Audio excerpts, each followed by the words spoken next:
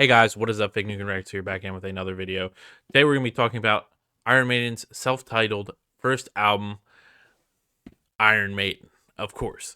This album was released in 1980 and featured the original lineup of Paul Di'Anno, Dave Murray, Denson Stratton, Steve Harris, and Clyde Burr. Um, of course, if you are an Iron Maiden fan, you know this is the OG original vocalist, and it is a very different. I don't want to say like instrumentally, it's a super different sound. It still is. I will say that, but it is definitely a different sound than the Bruce Dickinson era of Iron Maiden. But this album, we got some classics from Iron Maiden. Stuff like Remember Tomorrow, Running Free, Phantom of the Opera, Strange World, Charlotte the Harlot, and their what do you want to call that? Their title song, or their self-titled song. I don't know what you want to say about that. Iron Maiden, of course. This album, I've always been more of a Bruce Dickinson fan. I think that there's two bands that perfectly replaced their the original singer, and that would be Iron Maiden and probably AC/DC. And there's probably more. I'm just blanking on it myself. But this album is probably pivotal to what Iron Maiden would become. The instrumentals on this album are very good. Just like so powerful. Kind of that proto power metal style, but even it's a little bit less power metally than, of course, later projects because Di'Anno's voice just wasn't as good. Of course, rest in peace, Paul Di'Anno. But overall, like, I've always been more of a fan of the Dickinson era. But re-listening to this, I'm not gonna lie, this is a really, really good, probably top. It's probably a top 5, no, maybe top 10 Iron Man album. That run from Number the Beast through Somewhere in Time is just so hard to beat. That is, unbelievably amazing. So it might be a top 10 album. But overall, some of my favorite songs off here. Definitely Remember Tomorrow. I love that song. Strange World. Charlotte the Harlot's great too. I love the very like fun. Like the chorus is super catchy. Like the Charlotte the Harlot. Yeah, it's super fun. Prowler's really fun too. A really fun opener. Running Free is a really cool, like almost power metal, like something like Running Wild would do. And I'm just overall like I'm really impressed like on the re-listen to this album. It's super fun, and I don't think I don't want to say I was disrespecting Paul, like the Paul Di'Anno area. I think it sounds better now than when I remembered it. It sounds more electric. Like I used to think it sounded kind of almost dull, like the the '90s era, with like Virtual 11 and oh shoot, what is that other album called? I don't want to be a piece of crap and say the wrong one, but overall, Virtual 11 and um, Virtual 11 and the X Factor are two albums that I think like feel kind of dead. Like they're fine, like song wise, like written wise, they're not like terrible. It's just I really don't think, um, I don't think the singer at the time actually like meshed as well with the band.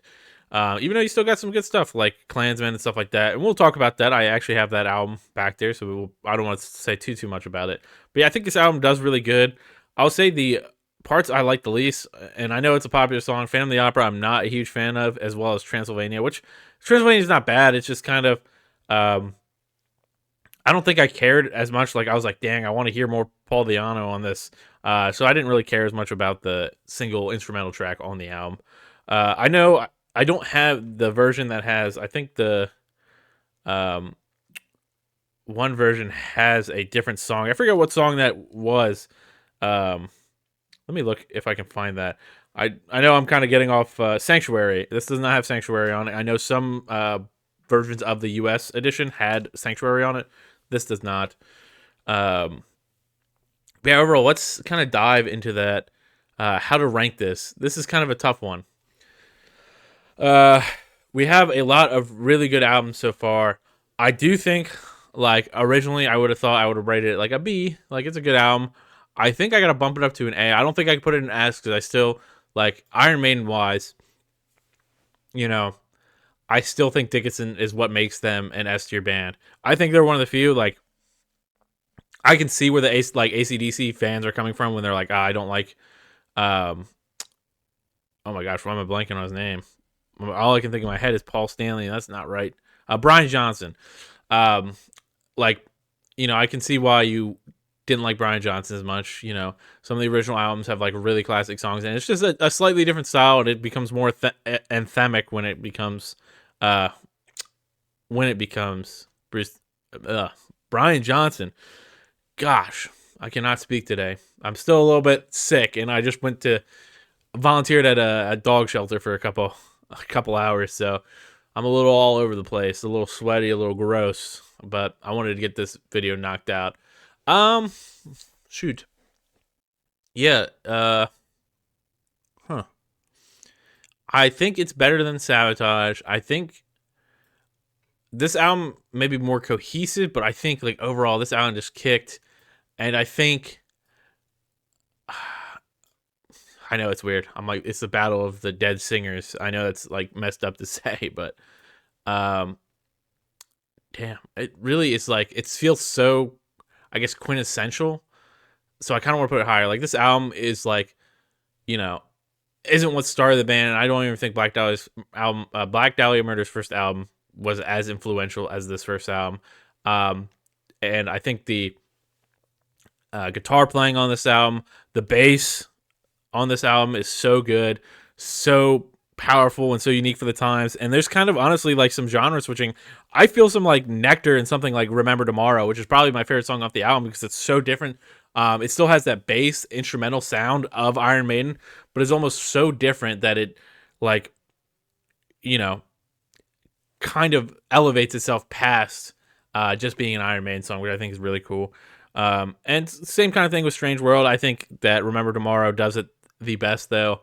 I do need to, I haven't really listened to a lot of their live albums, so I'll have to listen to Remember Tomorrow live and see how that is.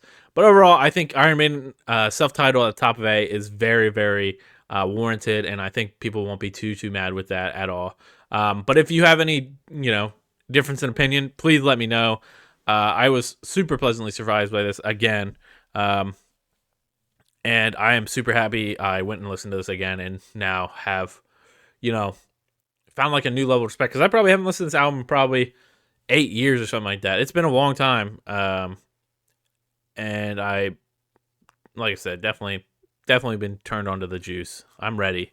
The juice. What am I? The Kool-Aid. I'm drinking the Kool-Aid now. That's the juice. The juice is loose. But yeah, that's all for today, guys. Thank you very much for watching. If you guys enjoyed this series, drop a like, subscribe, turn on the notification bell for more, and drop a comment down below on what you think of this album ranking and what you might change. Peace.